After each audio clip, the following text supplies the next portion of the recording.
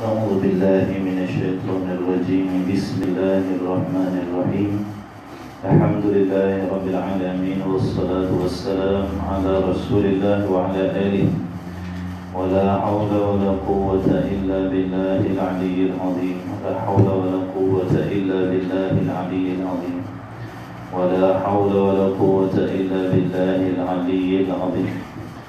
إلى حضرة النبي المصطفى رسول الله صلى الله عليه وآله وسلم، كافة الأنبياء والمرسلين والملائكة المقربين والكربين، ثم إلى الأنبياء والأولياء والشهداء والصالحين والعلماء العاملين والأئمة الراشدين، ثم إلى آبائنا وأمهاتنا وأجدادنا وجداتنا وأساتذتنا ومشايخنا ومعلمين ومن حقوق علينا ومن بسر إلينا كلهم أجمعين، ثم خصوصا إلى الحجة الإسلام الإمام الغزالي رحمه الله تعالى، ثم خصوصا إلى الشيخ بن عبد الله البطاني وفروعه ونسابه ومن تسب إليه كلهم أجمعين. الفاتحة.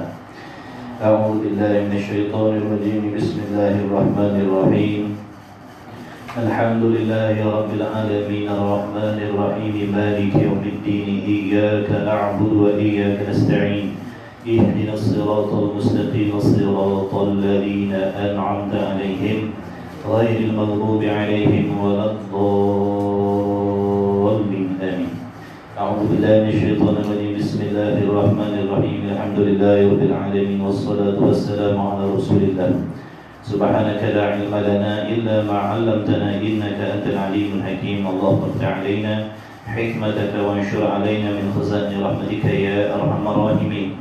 ربنا زدنا علما وفهما يا كاشف المشكلات. اكشف الحجب عن وجوه هذه المعاني حتى نطلع على خفيات هذه المسائل، واحفظنا من الخطأ والضلال، فأنت موفق كل أمر وأنت علم الغيوب برحمتك يا أرحم الراحمين. وهب لنا يا وهاب علما وحكمة لرزق يا رزاق كلنا مسهلا، وبالخير يا فتاح فافتح لنا يا الله، بالهدى وبالعلم كلنا يا عليم مفضلا. اللهم علمنا ما جهلنا وذكرنا ما نسينا، اللهم اجعل أعمالنا خالصة لوجهك الكريم. وصلى الله على سيدنا محمد والحمد لله رب العالمين. Alhamdulillah, amma ba'du. Assalamualaikum warahmatullahi wabarakatuh. Saya puji bagi Allah Subhanahu wa taala dengan limpah kurnianya, dengan belas kasih Allah Subhanahu wa taala, kita masih lagi diberi peluang dan kesempatan oleh Allah, dipanjangkan umur, diberikan kesehatan yang sempurna, diberi taufik untuk sama-sama kita memulakan kembali majlis ilmu kita yang telah tertangguh sekian lama. Dan insya-Allah mudah-mudahan kita akan meneruskan majlis ilmu di surah Al-Falaq insya-Allah seperti mana biasa. Sebelum ni, kelas sebelum ni dah mula belum? Malam ni baru mula kelas. Insya-Allah lah, mudah-mudahan malam ni. Baik, kita sambung balik kitab Minhajul Abidin kita. Pada muka surah 26. 26. Kita undurlah sikit dah. Dia macam cerita drama juga ni. Macam drama juga, nak tahu episod dulu. Sebelum nak sambung episod hari ni, kena tengok episod sebelum. Baik, insya-Allah. Bismillahirrahmanirrahim. Qala Syekhul Musannif rahimahullahu ta'ala wa nafa'ana bi'ulumihi fid daraini amin.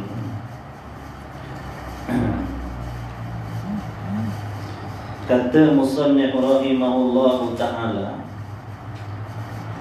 dulu adalah Nabi sallallahu alaihi wasallam bersabda, tengok erti ni. Jika ditolak akan umur engkau.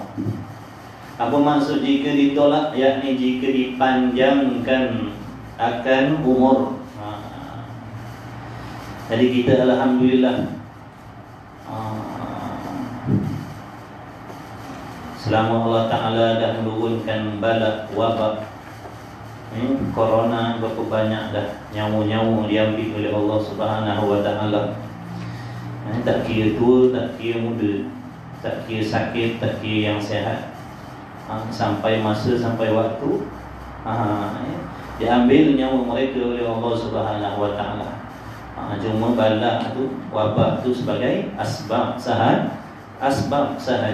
Jadi kita bersyukur, alhamdulillah.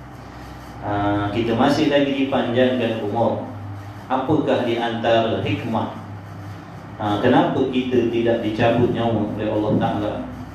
Kenapa kita masih lagi diberi peluang dan kesempatan oleh Allah untuk hidup? Tak lain dan tak bukan supaya kita berusaha bersungguh-sungguh memperbetulkan, memperbaiki ibadah kita. Jadi nikmat hidup ni nikmat yang sangat-sangat besar, sangat bernilai, sangat berharga. Jadi orang-orang yang dah pergi, dah tak ada peluang dah macam kita malam ni, masih lagi dapat peluang menjejakkan kaki di surau, di masjid ini, menyambung kembali hadir dalam majlis-majlis ilmu. Jadi tujuannya memperbaiki kelemahan kita, memperbaiki kesilapan kita. Kalau sebelum wabak Allah Ta'ala turunkan kita malas mengaji, bila wabak turun, didatangkan, diwujudkan macam-macam undang-undang, tak boleh pergi masjid, tak boleh kuliah dan sebagainya. Pada waktu tu ramai orang menyungut, ramai orang bersungut, tak boleh pergi surau, tak boleh pergi masjid. Baru mereka merasakan kehilangan nikmat hadir di dalam majlis ilmu. Maka sekarang bila dah diberi peluang oleh Allah Ta'ala, buktikan keazaman kita, supaya kita dapat lebih bersungguh-sungguh menghadiri majlis-majlis ilmu, solat berjamaah dan sebagainya di masjid, solat Jumaat dan sebagainya. Jadi kata Nabi SAW, jika ditolak akan umur engkau, sekiranya umur kau dipanjangkan oleh Allah Subhanahu Wa Taala, yakni jika dipanjangkan oleh Allah Ta'ala akan umur engkau, maka lagi akan datang atasmu, makna kau akan bertemu, kau akan berjumpa zaman, yakni suatu masa, suatu waktu yang banyak khutabahnya. Ramai khutabah, makna ramai orang pandai bercakap. Nanti kan Nabi kata, kalau dipanjangkan umur kau akan dapat, kau akan bertemu dengan satu masa yang mana pada waktu tu, pada masa tu ramai orang pandai bercakap. Yang mengaji sekejap, yang tak mengaji pun pandai bercakap. Yang tak mengaji agama pun pandai cakap agama. Yang tak belajar agama pun pandai cakap agama. Yang mengaji 5-6 tahun menyalahkan ulama yang ngaji puluh-puluh tahun. Kamu akan tengok, Nabi kata kau akan jumpa waktu tu, ramai orang pandai bercakap. Yang sedikit ulamanya. Padahal pada waktu tu ulama ni dah tinggal sikit. Apa dia ulama? Yang ni orang yang berilmu, yang beramal, yang bertakwa, yang takut kepada Allah Subhanahu Wa Taala. Sesungguhnya ulama itu adalah orang yang takut kepada Allah. Dia bukan sekadar banyak ilmu, tapi dia takut kepada Allah. Jadi faham di sini, orang yang banyak ilmunya, lama dia mengaji, banyak kitab, ratusan ribuan kitab dia mengaji, dia belajar, tapi dia tidak takut kepada Allah. Bahkan ada yang berilmu ni menjual agama, memutarbelitkan hukum hakam Allah Subhanahu Wa Taala. Jadi mereka ni tak masuk di dalam kata ulama. Sebab ulama ni pewaris Nabi. Jadi kalau orang yang banyak ilmu, yang membawa fahaman-fahaman yang sesat, yang mengajak orang meninggalkan mazhab, yang mengajak orang meninggalkan akidah ahli sunnah wal jamaah, ini sebenarnya mereka tak sesuai nak dipanggil ulama, tak sesuai. Sebab kalau ulama ni takut kepada Allah, dia akan mengajak orang supaya makin hampir kepada pegangan yang betul, ajaran yang betul. Dia tidak membawa fahaman-fahaman yang pelik. Dah tu nak panggil apa? Sebab tu di tempat lain Nabi kata ulama su, ulama yang jahat. Mereka ada ilmu tapi dia jahat. Dia tidak amanah dengan agama. Na'udzubillah min dzalik. Jadi pada waktu tu ramai orang pandai berbicara, ramai orang pandai cakap. Tengoklah dalam Facebook. Tengoklah dalam Facebook ni. Yang bercakap agama, kadang-kadang semayang pun tidak, rukun semayang pun tak tahu, mandi wajib pun tak tahu, tapi cakap agama pompang. Tu. Jadi banyak khutbahnya yang sedikit ulamanya, banyak yang meminta, sedikit yang memberi. Pada zaman tu Nabi kata, selain daripada ramai orang pandai bercakap, ulama makin tak ada dah. Ulama yang benar makin tak ada, makin hari makin tak ada dah. Dengan Allah Ta'ala mengambil nyawa-nyawa mereka. Banyaklah ulama yang benar-benar tutup guru, wali ulama, ahli sunnah wal jamaah makin hari makin kurang, makin hari makin kurang. Maka timbullah ulama-ulama su. Orang-orang yang ada ilmu agama tapi jahat tujuannya, jahat pendirian. Sebab tu kita tengok sekarang ni pahaman-pahaman pelik ni dah tersebar di merata-rata tempat. Dah berani berkokok dah. Berani berkokok dah, menyalahkan Imam Ghazali, menyalahkan Imam Nawawi, menyalahkan mazhab, menyalahkan Abul Hasan Asy'ari, macam-macam dah. Sebab apa? Ulama-ulama yang benar ni dah tak ada. Kalau zaman dulu 15 tahun dulu, 20 tahun dulu, zaman tutup guru masih ramai, puak-puak ni duduk dia tak berani nak bercakap. Tak berani nak bercakap sebab masih lagi banyak ulama yang tua-tua, ulama yang hebat-hebat. Tapi apabila makin lama makin tak ada ulama ni, mereka timbul seorang lagi, bahkan macam cendawan tumbuh dah, yang membawa pahaman-pahaman pelik. Sebab dia berani dah. Sebab ulama-ulama yang benar makin taat, makin tak ada. Tu Nabi bagi tahu dah, akhir zaman. Jadi kita apabila Allah Ta'ala bagi peluang kita hidup ni, ambillah kesempatan, belajarlah betul-betul agama dengan tutur guru, dengan ustaz-ustaz, dengan ustazah-ustazah yang betul fahamannya, yang betul fahamannya, yang akidahnya ahli sunnah wal jamaah, yang bermazhab, khususnya kita mazhab Syafi'i, mengaji betul-betul, supaya kita tidak terkeliru ataupun dikelirukan oleh fahaman-fahaman yang memeningkan masyarakat. Itu yang kita risau. Kalau kita tak ada asas, tak mustahil kita boleh terpesona, terpedaya dengan fahaman-fahaman yang begini. Keterampilan mereka sama, mereka cakap agama, mereka bercakap hadis, mereka bercakap ayat Quran. Kita orang-orang awam ni, orang kampung ni, orang masyarakat ni tak dapat nak membezakan apakah pahaman agama yang dia bawa ni benar ataupun salah. Kita dengar dia berkhutbah, pandai bercakap, bijak keluarkan hadis, hafal Quran, kadang-kadang kita terus pakai apa yang dia cakap. Sebab kita sendiri orang awam ni maknanya tidak ada ilmu yang asas. Jadi mudah nak terpedaya. Kalau kita ada ilmu yang asas, maknanya bila datang kepada kita fahaman yang menyeleweng ataupun yang lain daripada apa yang kita dah belajar, maka insya-Allah kita tidak akan terus-menerus menelan dan memakai fahaman-fahaman. Tidak-tidaknya kita akan bertanya, betul ke?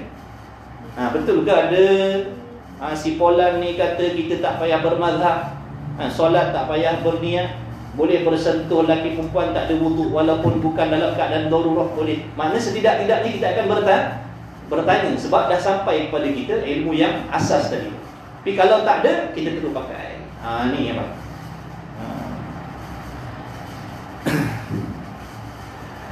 Banyak yang meminta, sedikit yang memberi. Mana orang pakai mesin, orang susah ramai, tapi yang menolongnya sedikit. Ataupun yang nak menolong kepada perkara baik sedikit. Seperti mana dulu di awal kitab kata Al-Imam Ghazali, makna akhir zaman ni, kita akan dapati sedikit sangat orang yang nak menolong kepada kebaikan. Yang menolong kepada kejahatan tu lebih ramai.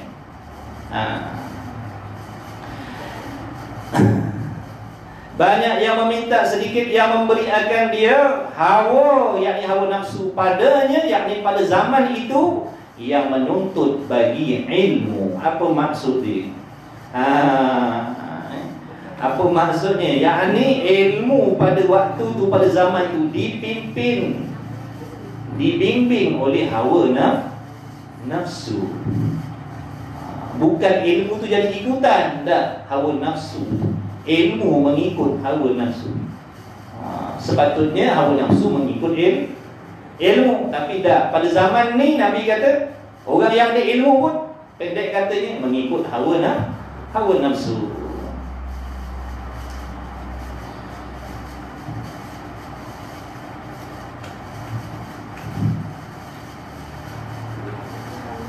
Kemudian sembah dia, yakni pada zaman itu, manakala ia yang demikian itu sabdanya Nabi SAW apabila mati sunnah tu. Jadi sembah dia, yakni bertanya. Seorang daripada sahabat bertanya, bilakah zaman tu? Bilakah timbulnya zaman ni? Yang Nabi kata ramai orang pandai bercakap tapi tak ada ilmu. Walahal ulama pada waktu tu makin tak ada dah. Yakni Nabi kata waktu tu apabila mati sunnah tu. Jadi sunnah-sunnah Nabi SAW dah tak dihidupkan. Bahkan orang memandang pelik pula orang yang nak menghidupkan sunnah Rasulullah sallallahu alaihi wasallam. Orang-orang muslimah, orang-orang perempuan, bila dia nak mengenakan pakaian yang mengikut syariat, orang pandang atas bawah, atas bawah, atas bawah.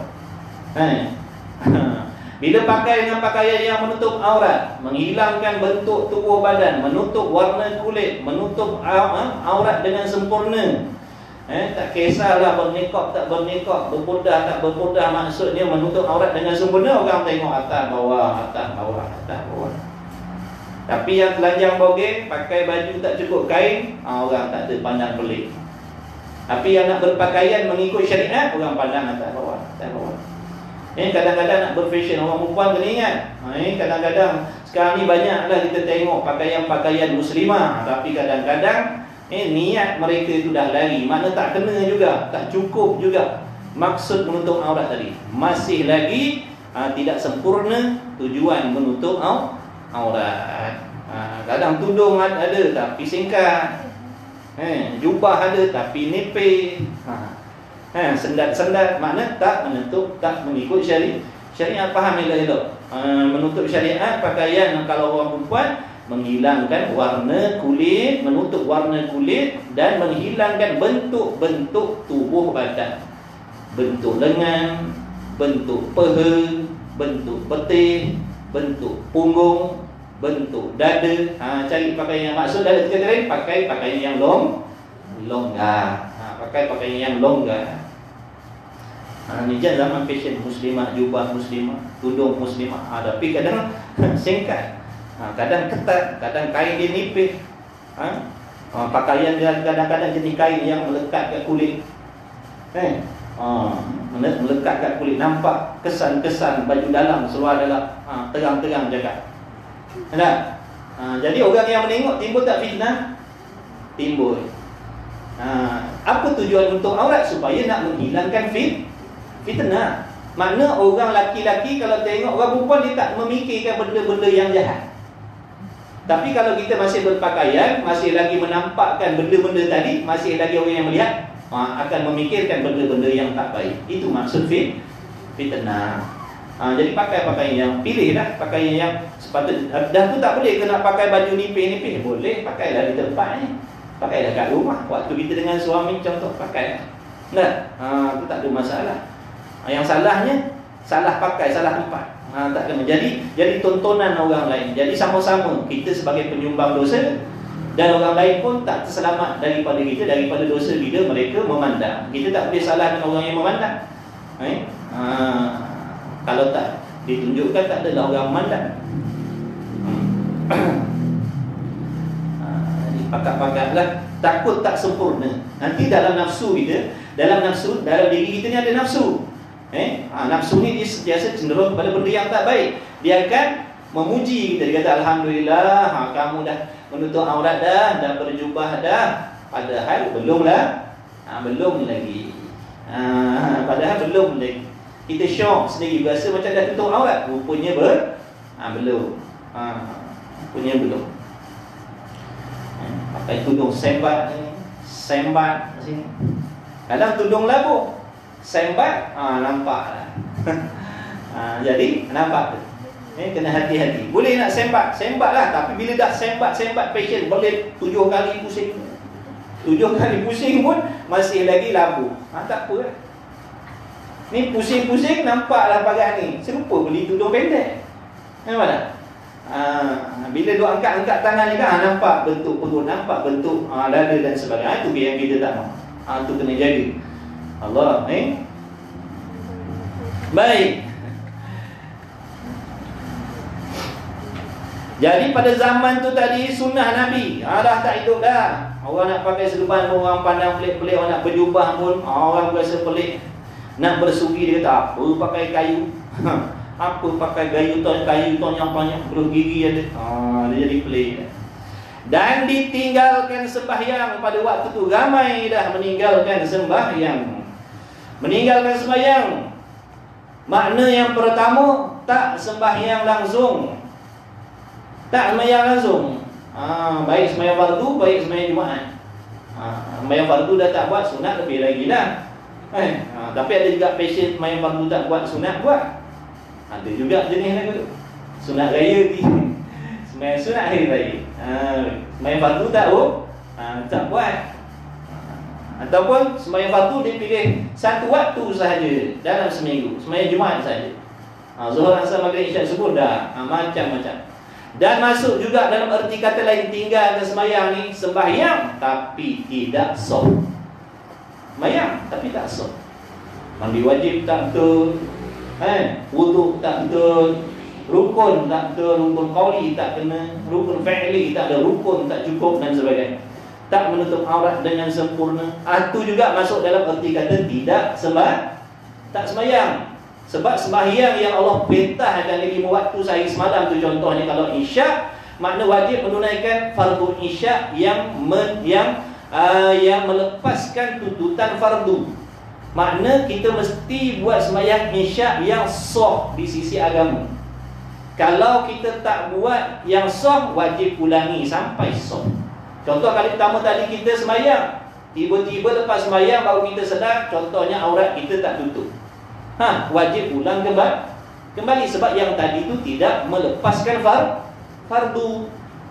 Tapi bila dah sah, tak boleh dah nak ulang kali kedua dah. Contoh sembahyang isyak kita dah sah dah, cukup syarat rukunnya.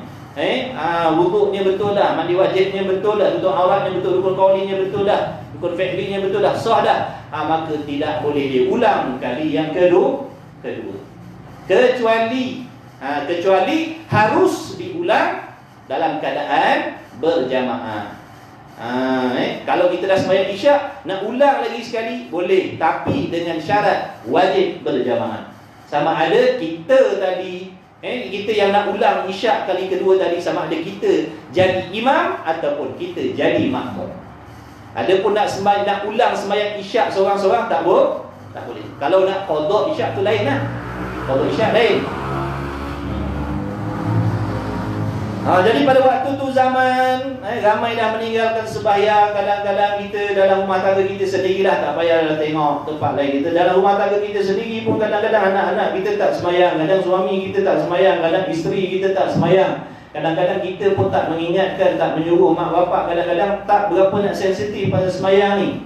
Kadang-kadang kita tak tegur anak kita, tak ingatkan dah sembahyang ke belum, dah sembahyang ke belum, dah sembahyang ke belum. Kadang yang suami pun diam, yang isteri pun diam. Jadi anak-anak lagi seronok lah dengan handphone. Jadi kena ta'awanu lah, tolong-menolong suami isteri. Tolong ingat-ingatkan anak kita. Kalau lepas suami pesan, isteri pula dah semayang belum? Tadi ayah dah tanya, mak pula tanya. Lama-lama insya-Allah anak-anak je semayang. Tapi kalau nak agak sorang aja payah, kena pakat-pakat. Tolong-tolong suami isteri kena tolong-tolong ingat. Semayang belum? Dah semayang belum? Tiap waktu kena suruh anak-anak kita semayang. Contoh maghrib tadi kita mak bapak tak suruh anak kita semayang, maka berdosa dah kita. Isyak kan kita tak suruh lagi, berdosa lagi kita. Dia dosa juga kalau dia dah balik. Tapi kalau yang belum balik, umur 7 tahun sampai 10 tahun tu sebelum balik kan, wajib mak bapak suruh semayang. Kalau mak bapak tak suruh semayang, berdosa mak bapak. Dan menerima rasuah. Nabi kata pada zaman tu Ramai orang menerima rasuah. Dan dijual agama dengan mata benda yang sedikit. Apa maksud mata benda yang sedikit? Yakni daripada dunia. Pada waktu tu zaman tu Nabi kata orang jual agama dengan benda, mata benda yang sedikit harganya. Apa maksudnya? Dunia. Kadang-kadang demi duit, contohnya demi pangkat, orang sanggup memutarbelitkan hukum hakam Allah. Itu contoh. Takut nak cakap yang sebenar, takut tak dapat duit. Contoh itu contoh jual agama tu. Ataupun kerana duit dia sanggup menggadaikan maruah diri. Dijual agama dia dengan duit, dengan pangkat, dengan populariti dan sebagainya. Maka kelepasan sayang engkau, kemudian maka kelepasan. Apa maksudnya? Maka kalau kau dah berjumpa dengan masa ni, maka segeralah kau cari keselamatan. Kasihan sungguh. Makna orang yang berada di zaman ni kasihan sungguh. Sebab apa? Dibinasakan dengan benda-benda tadi tu. Maka bagi orang yang celik mata hatinya, bersegeralah selamatkan diri. Anfusakum wa ahlikum nar. Bersegeralah kita selamatkan diri kita khususnya dan anak isteri kita. Iaitu macam mana cara nak selamatkan diri? Dengan menuntut ilmu, dengan memahamkan agama. Bukan suruh duduk dalam rumah. Duduk dalam rumah tak faham agama pun tak boleh. Wajib keluar rumah. Kalau nak belajar ilmu fardu ain, wajib keluar rumah. Haram duduk dalam rumah. Bagi orang yang tak lepas lagi ilmu fardu ain, haram duduk di rumah, tak keluar-keluar cari ilmu. Kecuali suami dia boleh mengajarkan ilmu fardu ain. Ataupun lelaki tadi dia dah tak keluar rumah dah, sebab dia dah lepas dah tuntutan fardu ain dengan tauhidnya, dengan tasawufnya, dengan fiqhnya, dengan tajwidnya, beres dah ilmu-ilmu tu. Dia tak keluar ke sebuah masjid belajar, tak ada masalah. Tapi selagi tak lepas tuntutan tu, wajib keluar cari ilmu. Wajib keluar cari ilmu. Bagi isteri, kalau suami dia dah mengajarkan ilmu fardu ain, dia tak boleh keluar rumah dah. Kalau dia nak pergi belajar dekat surau contohnya ada mengaji ilmu tauhid, ilmu tajwid, suami dia tak bagi, maka haram dia keluar, tak boleh. Tapi kalau suami dia sendiri tak mengajarkan ilmu fardu ain tadi, haram suami larang isterinya keluar rumah belajar. Wajib dia kena izinkan isteri dia. Dia kata, abang malam ni dekat surau ada ilmu tauhid, saya tak pandai lagi ilmu akidah ahli sunnah wal jamaah ni, saya tak pandai lagi. Hari Sabtu petang ada kelas Quran tajwid, saya baca Quran tak betul lagi, saya nak pergi belajar. Tiba-tiba suami dia tak bagi, maka haram. Itu namanya suami yang derhaka kepada Allah. Dah tak ajar isteri dia, larang pula isteri dia pergi belajar agama. Walhal dia yang wajib belajar, mengajarkan. Jadi kalau dalam keadaan suami tak bagi tadi, dia keluar juga curi-curi pergi belajar ilmu fardu ain, dosa tak? Tidak berdosa. Dia nak pergi belajar tauhid, suami dia tak bagi, dia keluar kok pintu belakang pergi belajar suruh-suruh. Tidak berdosa, tak masuk dalam kata isteri yang derhaka. Adapun kalau dia nak pergi belajar ilmu fardu kifayah, ilmu buat roti macam tu, ilmu menjahit, itu ilmu fardu kifayah dah tu, ilmu memasak. Suami dia kata, abang-abang, isteri kata, abang-abang, hari Sabtu pagi ada kelas nak buat kuih kek. Lepas tu hari Rabu ada kelas menjahit. Saya nak pergi. Suami dia kata, tak payahlah, awak tak payah pergilah, awak duduk kat rumah. Tiba-tiba dia keluar dekat diam-diam. Itu hukumnya haram. Sebab ilmu yang dia nak belajar tu ilmu fardu kifayah. Fardu kifayah apa maknanya? Orang lain dah tahu, kita tak faham, kita tak payah. Baik. Kataku dan sekalian barang yang ni sampai pukul apa ni? Kan polis datang buat Land Rover kan, kita kena hangkut tu. Sampai azan sahaja. Berapa minit lagi azan? Baik. Tolong tekan loceng ni. Takut terlepas waktu. Ni jam. Masya Allah, tabarakallah. Mudah-mudahan keadaan semakin pulih dah. Ni alhamdulillah dah dibenarkan ni pun alhamdulillah dah. Ni malam ni tanda jadi mudah-mudahan insya-Allah. Kataku dan sekalian barang yang disebut di dalam beberapa khabar ini, makna di dalam hadis ini, engkau lihat dengan matamu pada zaman engkau.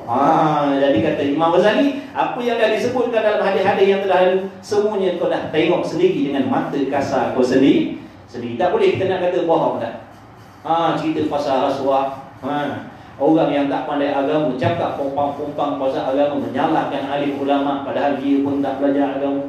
Kepala lutut dia pun tak tutup. Jadi kamu dah tengok dah dengan mata kamu sendiri pada zaman kau. Dan ahlinya, makna dan rakyatnya dan manusia pada waktu tu, kita sendiri dah saksikan dah. Tak boleh nak kata cerita tu bohong, ataupun belum sampai masa lagi dah, kita tak boleh nak bohong. Kita sendiri dah menyaksikan.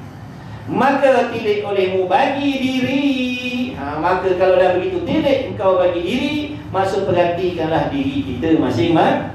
Perhatikanlah diri kita masing-masing. Tumpukanlah diri kita dengan ibadat diri kita sendiri. Tak payah dirisaukan, tak payah dipedulikan tentang dosa dan maksiat orang lain. Kita selamatkan diri kita dulu. Betulkan akidah kita, betulkan sembahyang kita, betulkan hati kita. Orang lain nak minum arak, orang lain nak bersosial, orang lain nak dedah orang, orang lain nak menipu, nak berasuah dan sebagainya. Itu dosa mereka dengan Allah. Jangan kita terlalai, terleka, nak menyuluh, nak sekodeng, nak cari dosa maksiat orang lain. Tiba-tiba diri kita sebenarnya masih jauh lagi dengan Allah Ta'ala. Jadi hati-hati. Maksiat orang lain sebenarnya ujian juga bagi diri kita. Jadi dosa orang lain serahkan kepada Allah. Tengok kebaikan dia, jangan tengok kejahatan dia. Adapun kita tengok kejahatan kita, jangan tengok kebaikan kita. Dengan orang lain kita kena sangka baik. Dengan diri sendiri kita kena sangka jahat. Dengan diri kita sendiri. Itu kata seorang waliullah. Orang yang baik, orang yang soleh, dia akan bersangka jahat dengan diri dia sendiri, dan dia akan bersangka baik dengan orang lain. Tapi dengan diri dia bersangka jahat. Aku ni pembohong, aku ni penipu, aku ni tak ikhlas, aku ni maknanya dia bersangka jahat dengan diri dia sendiri. Adapun dengan orang lain dia bersangka baik. Tu. Jadi perhatikan diri kita, khususnya anak isteri kita, pakar-pakar, ajak mengaji, ajak belajar. Kemudian bahawa salaf yang soleh-soleh rahimahullahu ta'ala telah berhimpunlah mereka itu salafus soleh atas menakuti daripada zaman mereka itu. Mana zaman salafus soleh, zaman sahabat, tabi'in dan tabi'ut tabi'in. Pada waktu itu mereka dah bersungguh-sungguh mengingatkan diri mereka, anak isteri mereka, masyarakat mereka dan akan ahlinya, dan memilih mereka itu akan uzlah, yakni mengasingkan diri. Mengasingkan diri maknanya jangan bercampur sangat. Pada zaman tu, pada zaman salafus soleh, pada zaman tak ada televisyen, pada zaman tak ada teknologi yang macam hari ni handphone dan sebagainya. Semua di hujung jari. Zaman tu tak ada. Nak jumpa orang pun payah, nak tengok perempuan pun payah. Dan menyuruh dengan yang demikian itu, dan makna menyuruh orang zaman ulama-ulama pada zaman salafus soleh itu menyuruh isteri mereka, anak isteri mereka, masyarakat mereka dengan mengasingkan diri, dan wasiat yakni berpesan mereka itu salafus soleh dengan uzlah, yakni mengasingkan diri. Dan tiada syak, makna tidak ada ragu-ragu bahawasanya mereka itu, makna salafus saleh itu adalah mereka itu salafus saleh terlebih melihat, maknanya dengan ilmu mereka lebih faham tentang hukum halal haram, sebab mereka itu tak jauh dengan zaman Rasulullah sallallahu alaihi wasallam. Mereka terlebih melihat. Apa maksudnya? Mereka terlebih faham tentang dosa pahala, tentang hal ibadat. Mereka lebih tahu, mereka lebih faham. Sebab tu sealim-alim orang sekarang tak boleh nak lawan ulama dulu Tak boleh lawan ulama dulu-dulu. Hebat-hebat orang sekarang buat ibadat, tak boleh lawan orang dulu-dulu buat ibadat. Tok Guru cerita zaman dia mengajar kat Mekah dulu, pada waktu tu tak ada kipas angin, tak ada elektrik, tapi katanya tiap-tiap tiang di dalam Masjidil Haram tu ada Tok Guru mengajar. Dan orang yang menadah kitab di bawah pakai lampu wayang tu, macam tu lebih kuat. Ramai beratus orang mengaji. Sekarang walaupun kita kata rajin mengaji, tak boleh lawan orang dulu. Kita ngaji sebab selesa, aircon ada, kipas ada, lampu terang-menerang dan sebagainya. Orang duduk pondok sekarang tak boleh lawan orang dulu-dulu buat pondok. Tebah pokok sendiri, potong buluh sendiri, buat pondok masing-masing. Sekarang pondok dah disiapkan, makan dimasakkan, yuran tidak dibayarkan, pun tak nak mengaji lah. Jadi tak boleh lawan orang dulu-dulu. Orang dulu-dulu hebat. Pesan Tok Guru dia kata, jangan pelekeh orang dulu-dulu, sebab mereka lebih dahulu, lebih maju dalam bab ibadat nak banding dengan kita orang akhir zaman. Kita boleh duduk lama kat surau ni sebab selesa. Orang dulu-dulu mana ada macam ni. Tapi mereka lebih banyak mengaji daripada kita lagi, tak? Mereka lebih banyak belajar daripada kita. Jangan suruh tu belum? Boleh bunyi? Jangan bunyi. Kalau tak bunyi kan, seorang tukang tolong. Takut nanti viral kan nanti. Ada surau tak mematuhi SOP, dah. Start besok, malam besok dah ditutup kembali.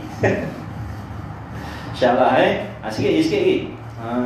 Sikit lagi. Boleh lebih kurang insyaAllah. Orang Tom Yap tu ramai ni.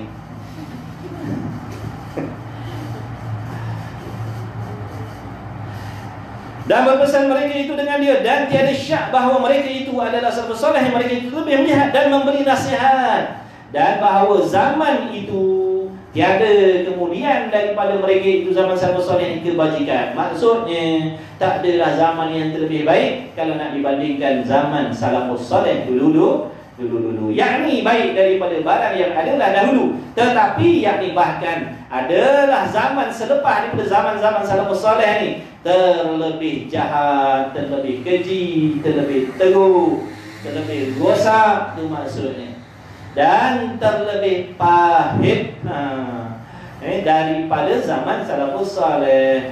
Dan barang yang dicerita daripada Yusuf Ibn Asbab, bahawasanya berkata aku dengar akan Thawri, Sufyan al-Thawri berkata, demi Allah la ilaha illahu, sesungguhnya halallah uzlah pada zaman ini. Bunyi dah tu, dah mulai.